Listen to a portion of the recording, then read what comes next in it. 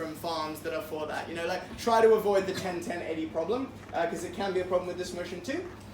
In terms of ban, this is why this motion I think is a little bit more challenging, because it invokes a new concept that wasn't really in the previous one, which is state action.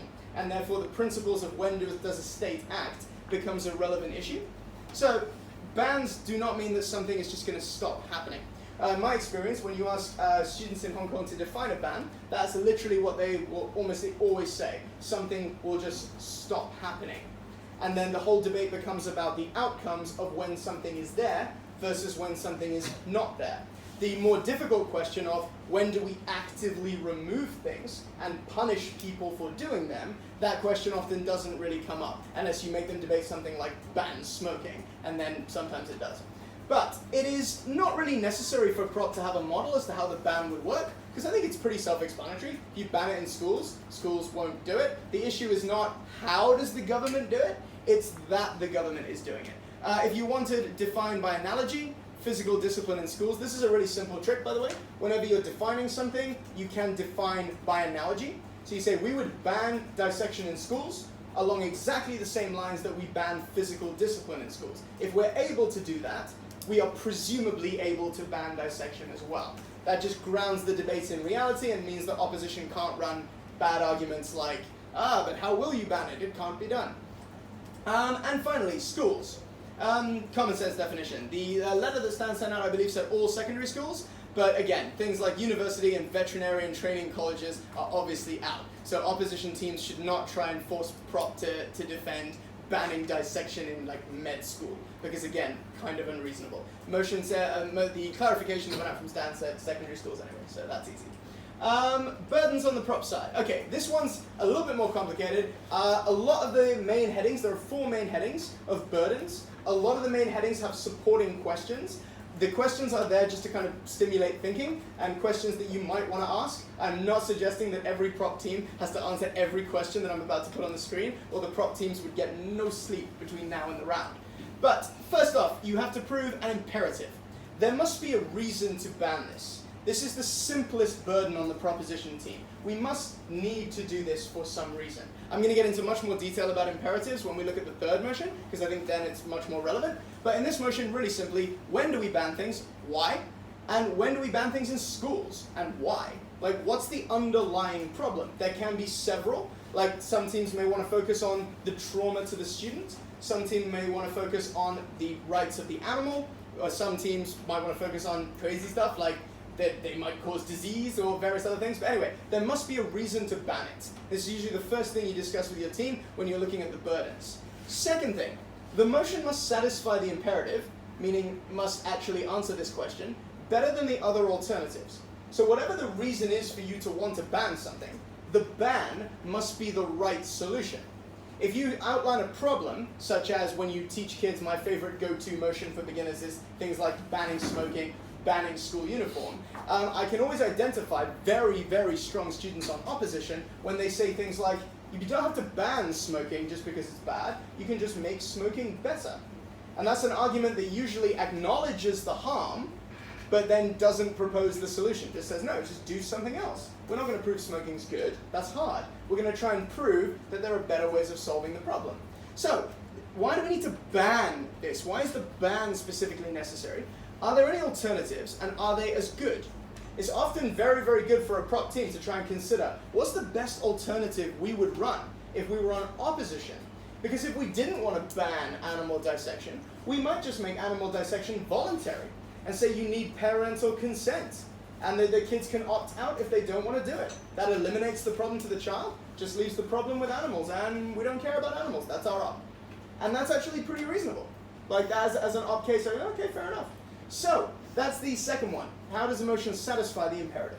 Third thing, the motion must provide a better world overall. So, does this motion improve the lives of students? Does it improve schools? Is it good for animals? What are the outcomes of this motion, and are they good? A really, really common mistake that Prop teams make in a motion about banning something is they assume that as long as we remove the harm, we automatically make the world better. And that's actually a fallacy. What you need to be able to show is that the overall world gets better. In the ban smoking debate, for example, a lot of teams succeed in winning the round just because they are able to prove, fine, you remove the harm of smoking in the short term. In the long term, you create a massive black market, all those harms come back, and you create criminal empires that are going to make the ones we have now look like fairy time, right? So the harm in the future is actually worse, even if you do temporarily reduce rates of disease. So you need to actually be able to make a better world overall. Then finally, the one that I would say is probably the hardest, but it's always a good thing to at least consider with your team when they're proposing a ban, which is this motion principally right? Now this doesn't come up at all in the previous motion, because there's no implied principle in just saying one thing is a good idea. That's not wrong or right, it's kind of anormative. This one though, is saying that we must be justified in doing this. So do schools have the right to this choice? Do states have the right to take this choice away? And this is often an argument that gets overlooked when I see debates about banning things in schools. People tend to think, as long as it's better for the kids, it is therefore the right thing to do. And I have seen, not many, but I have seen very memorable instances where teams actually conceded the benefits at the very beginning of the debate and just said to the prop team, you know what, you're totally right. You make the kids' lives better. But you don't have the right to do this. This should not be your decision. It should be the school's and the parents' decision. And even if you create benefits, we would rather lose those benefits than commit a moral evil. And that's what our case is going to be. It often takes prop teams by surprise. And I don't think it's the easiest thing to do at all. But if an opposition were to raise this question and your students have no anticipation of this as a possible burden, it can go very badly. Because they can basically just say point blank things like, yeah, but if it benefits the kids, then the government can do whatever they want. And sometimes second oppositions will then just be like, really? Here's 3 million reasons why that's not true. And adjudicators will reluctantly flip and go, yeah, I do agree you create benefits, but like, I don't think you can justify it just with benefits. So be very, very careful. Principle is difficult. It's a very, very good thinking exercise for kids doing this motion. So those are the basic burdens. Very quick warning. This is opposition. Okay, warning comes in a second. In terms of opposition, basically the stage 3 and stage 4 are identical, so I'm not going to repeat them. You also need to know the outcomes and the principle. The first two are important as well. In terms of the imperative, motion isn't necessary. Are dissections necessary? Why? Are dissections harmful enough to merit concern? Why? Very important word coming up here. Your stance. It is acceptable, and I'm not going to say whether it's wise or not in this motion, but it is acceptable for the opposition to totally concede the imperative. There are some debates where the opposition team will stand up and they will just say, yeah, everything you said about why we need to act is legit. We're not going to argue that we don't need an action. We're going to argue that there are better ways of achieving this and that we create more benefit than you do. The danger then is when proposition put all their chips on there is a harm, there is a harm, there is a harm, and they don't run any of the other 3 benefits that I listed in the previous slide. If you liken it to banning smoking, propositions who stand up and say smoking kills people, it ruins the environment, and it's super bad for teenagers. Opposition stands up in their first sentence, they remove P1 from the debate. They say, sure, smoking is harmful, but you don't solve the harm with a ban. You solve the harm with increased taxation and increased education. And if we can show you that that works better than the ban, we win. And the P1 is irrelevant immediately, because all they've done is bank on the harms only. So, opposition in some debates, like I say, I'm being very careful not to say what I think is the right answer. In some debates, opposition can just say, sure, there is a harm, we agree. In other debates, they can say, no, it's fine, dissection is not harmful. We reject this idea that there's a harm. But opposition have either option, and therefore they should, both op and prop should consider that. Prop can't win the debate with harms alone. Opposition is not forced to accept, to reject harms, even though they think they're terrifying. However, if you're op and you do reject the harms, then the burden on you is pretty obvious. Is there anything else we can do? What else could we do? And is this as good? As we talked about in the previous motion, winning on the comparative. Why do we actually create better world with our alternative? So instead of just saying we are just going to be the party of no and say we reject everything proposition has told us. Instead, we actually accept some of your harms, but we believe we can do something totally different and still win the debate, right? So, I believe there was a motion recently on banning, last year, Stan, you can correct me, on banning fair trade goods in Hong Kong, or allowing them, or something like that. It was something to do with fair trade, and I remember opposition in that debate that I was judging and actually ran a credible alternative, and ended up pretty much taking the round based on it, because the proposition team had just prepared, there is a harm, opposition, fine, but we can solve this harm better than you. Final two things are exactly the same. Opposition, whether they run the world now or a different world, whichever world they run, they must still demonstrate greater benefit, and they must still demonstrate that it's principally right. Those two clash regardless. Warning. Not all burdens have equal weight. That's why I said be very careful about answering every single question. Those four things are things you have to show, but in some debates, some of them will be blindingly obvious, and the teams will never clash with you on them. So you need to try and decide exactly what the key burdens in the round are. If you think the harms are the key to winning the debate, fine. If the principle's the key to winning the debate, fine. But you might want to prioritize some over others. Try, like your P1 doesn't have to run a 4-argument case in however many minutes this is. That's not possible. You need to prioritize as a team what's important. As I've already said, opposition agreeing with the harms doesn't mean they lose the round. I'm seeing quite a lot of local debates in Hong Kong where opposition's like, okay, of course, obviously harmful things are harmful, and then the proposition get up and they're like, haha, you agree, it's harmful, so we win. Like, no, not necessarily. So you need to listen to their entire case before rebutting. Don't run away from the debate. I mean, this is just a general repeat of warning. We would ban it in all primary schools. Okay, I wrote this before the clarification email went out, but roll with me on the example. We would ban it on all primary schools except ones in rural areas as long as the parents agree is an awful case.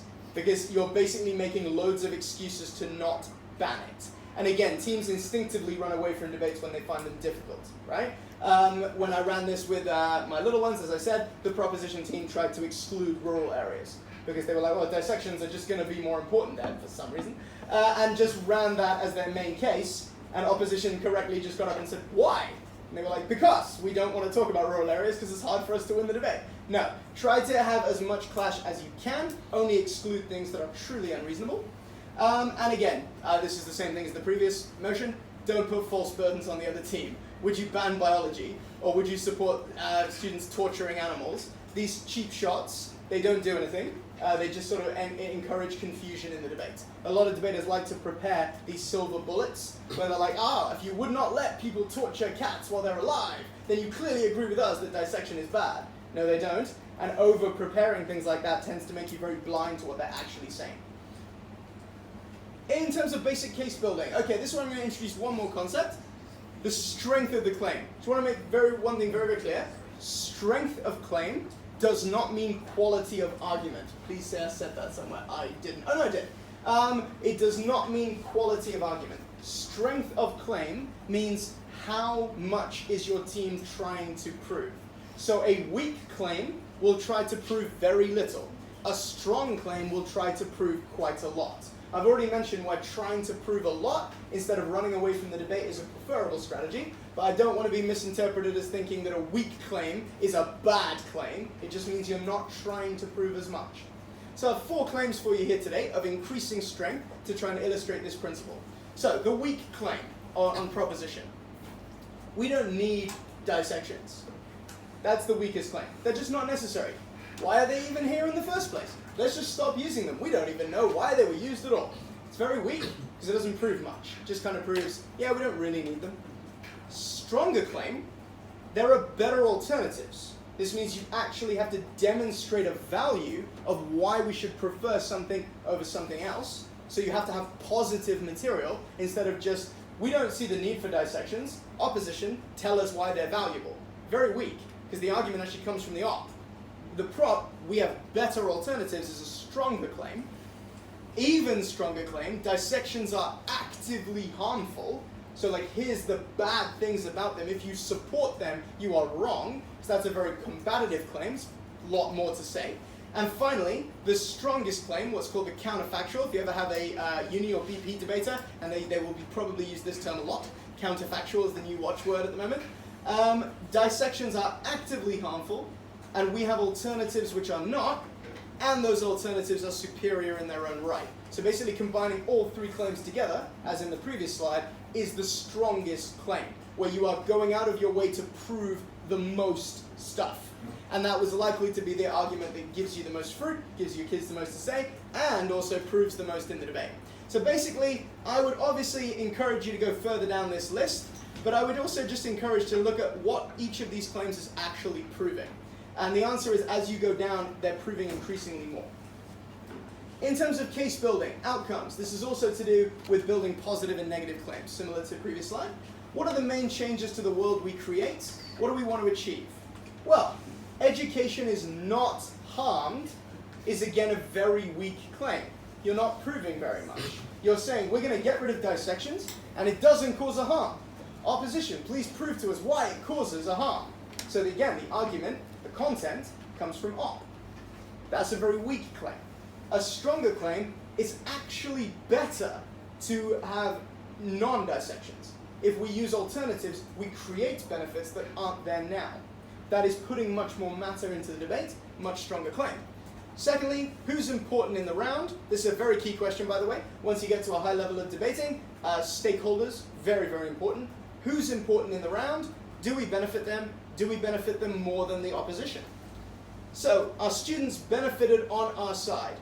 Sure, fine, but again, it's a weak claim. Students are benefited more than they could ever be by op. Stronger claim.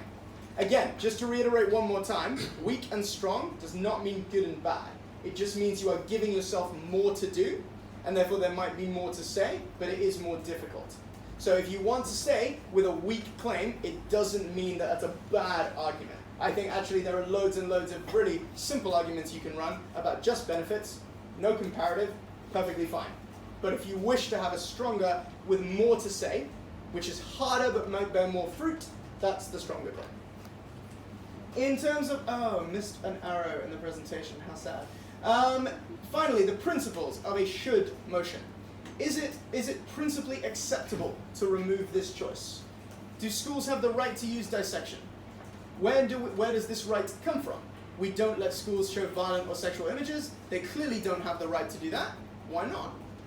So basically the reason I put this up there is to point out proposition can't just stand up and say, well, schools aren't really important. We can, as we said, principle justification. We can just take this away from them because they shouldn't be doing it.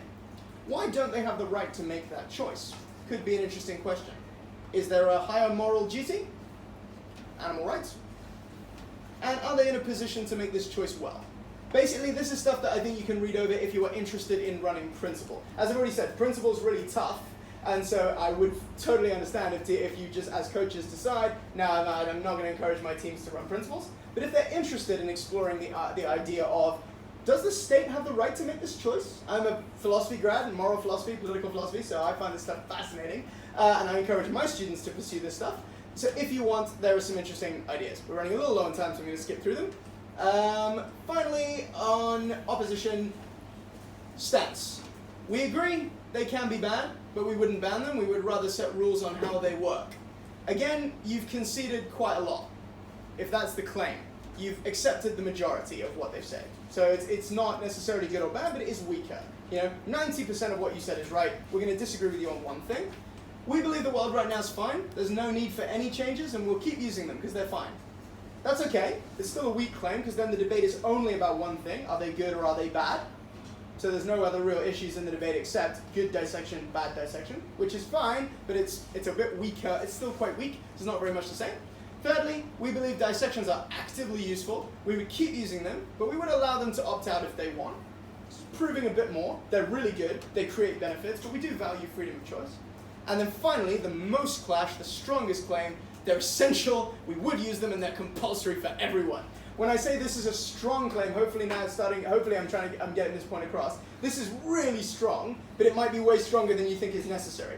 Strong doesn't mean good, this is just way more extreme. If I was teaching this motion at a world championship level, I would definitely go for this, because I think we have the best chance of winning the debate with lots of clash and lots of rebuttal. But if you think that you'd rather eliminate some of the distracting issues for your students, then you're going further up the list and trying to just prove a little bit less, because it will be easier for them to prove less things, right? Perfectly legit. These are all legit options. You're not going to automatically lose with any of these cases. I don't think you're that likely to win with one, but I think you can win with any of the others. And finally, outcomes in the op world. So, yeah, what are the main harms prop will create? This is the same warning I gave earlier. Students have no grasp of biology, they can never be vets. This is what my adorable tiny children on opposition said. Like, again, same as the socializing argument, kids just grow up in a world of no biology, they can't understand animals, and you ruin their future careers as veterinarians, right? That's clearly absurd, because it's just very extreme. So be careful with that. Students have comparatively worse education, because you lose the benefits of dissection. Yeah, reasonable, comparative. So that's, I think, significantly better than this, basically. Try to avoid being extreme. Comparative and reasonable, always better. Finally, principles in the op world. States shouldn't make the choice. States would forbid teaching of evolution on religious grounds, generally thought to be wrong. That's controversial, maybe. Why do states lose their rights to ban options in the classroom? When did the state lose that right? Yeah? Principle and opposition. Finally, key comparative. Okay, so this is just literally, I've run this motion a few times in preparation. I hadn't seen this one done very recently or very often, so I ran a couple of rounds with my own students just to see, and I had 2 rounds I just want to quickly talk you through really quickly. Basically, this was my first round. This wasn't the definitional mess, but this was an okay debate. But what we got was, yeah, we'll ban it for some, but not the ones that need it, or don't ban it unless the school agrees. We then got just a menagerie of arguments, no real burdens, no real case, just a list of points. So, yeah, we don't need it, it's bad, it hurts animals, that's really, really, really, really bad. And there are alternatives, and schools shouldn't teach kids to be cruel. Pretty simple, pretty straightforward. Schools, you know, they have no money for other alternatives. I say they're dead, so it doesn't matter. That's a great argument. It can inspire some kids, and the government shouldn't be bossy. Here's my basic breakdown of what I think about this round, and hopefully it will help illustrate the principle listed above. Basically, there's no clash because they both live in the same world.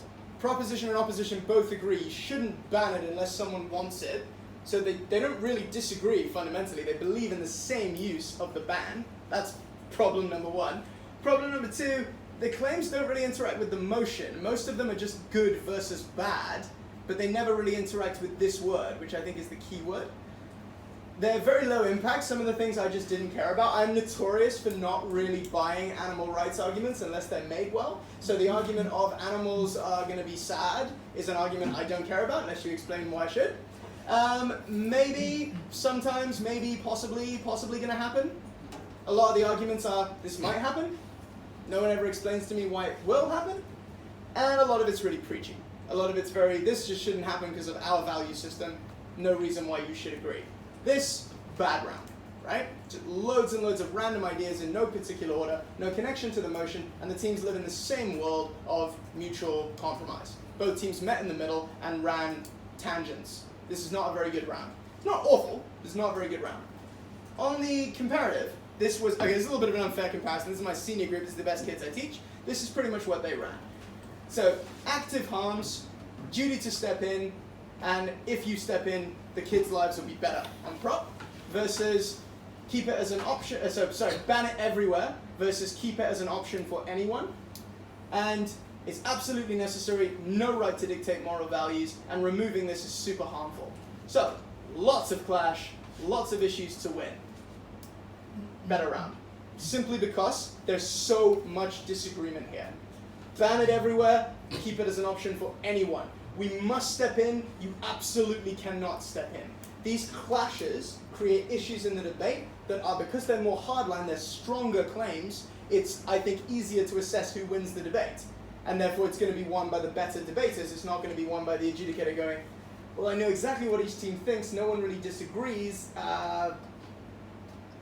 prop wins, right? And this happens quite a lot.